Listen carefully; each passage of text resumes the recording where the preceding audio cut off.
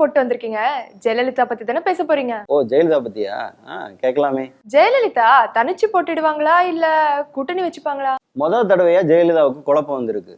போன அசம்பிளி எலெக்ஷன்ல என்ன நினைச்சாங்கன்னா, விஜயகாந்த் நம்மளோட இருந்தாதான் கருணாநிதியை வின் பண்ண முடியும் அப்படின்னு நினைச்சாங்க.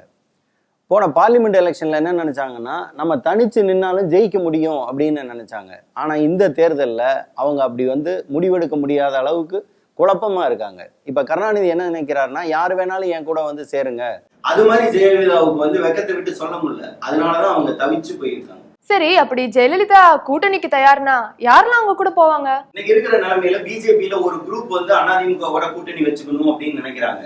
ஆனா இன்னும் ஜெயலலிதா கன்வின்ஸ் ஆகல. ஜி.கே. வாசனுக்கு அப்படி ஒரு நினைப்பு இருக்கு. அவரை சுத்தி இருக்கிற ஆட்களும் அதிமுகவோட கூட்டணி போகலாம் அப்படின்னு நினைக்கிறாங்க. மற்றபடி பாத்தீங்கன்னா வேல்முருகன் இப்ப அவங்களோட இருக்காரு. சேக்கு தமிழரசன் சேரலாம்.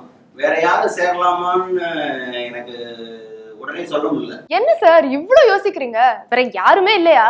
உண்மையான நிலைமைன்றது இதுதான். முந்தி ஒரு காலத்துல கருணாநிதி நம்மள கூட்டணியில சேர்த்துப்பாரா, ஜெயலலிதா நம்மள கூட்டணியில சேர்த்துப்பாங்களான்னு ஒவ்வொரு கட்சி தலைவர்களும் அவங்களுக்கு தூது அனுப்பிக்கிட்டு அவங்களுடைய வரவுக்காக காத்துட்டு இருப்பாங்க.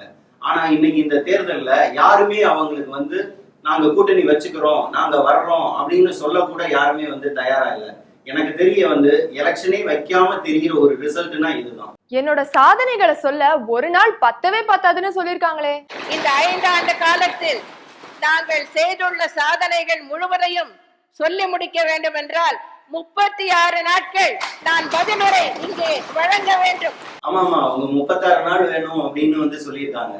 பால் விலை கூடிருச்சு, பஸ் கட்டணம் கூடிருச்சு, விலைவாசி கூடிருச்சு, கொலை கூடிருச்சு, கொள்ளை கூடிருச்சு, மின் கட்டணம் கூடிருச்சு, ஊழல் கூடிருச்சு, பெர்சன்டேஜ் கூடிருச்சு, டிரான்ஸ்பர் ரேட் கூடிருச்சு, ப்ரொஃபசர் ரேட் கூடிருச்சு, டாஸ்மார்க் விற்பனை கூடிருச்சு, கிட்னி ஃபெயிலியர் கூடிருச்சு, கல்லீரல் ரேட்டு கூடிருச்சு. இதையெல்லாம் சொல்றதுக்கு 136 நாள் வேணுமே. 36 நாள் சொல்றதுக்கு நான் தயார் அப்படின்னு சொல்லிருக்காங்களே. 36 நாள் சபை கூடும். ஆனா அவங்க வரணுமே. வீடியோ கான்பரன்சிங்லயா சபை நடத்த முடியும்? மக்களால் எனது தலைமையிலான அரசு, மக்களுக்காகவே எனது தலைமையிலான அரசு, மக்களுக்காகவே தன்னை அர்ப்பணித்த தலைமையை கொண்ட ஒரு இயக்கம்.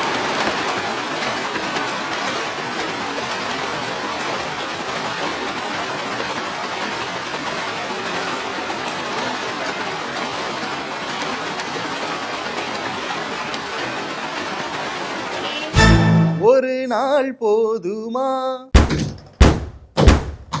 இன்றொரு நாள் போதுமா, உன் புகழ் பாட இன்றொரு நாள் போதுமா, பாலமா வெள்ளமா அதை நான் பாட இன்றொரு நாள் போதுமா. சூப்பர் சிங்கர் ஃபைனல்ல செலக்ட் ஆகணுமா? செய்வீர்களா? அவர் கேட்டதை நீங்கள் செய்வீர்களா?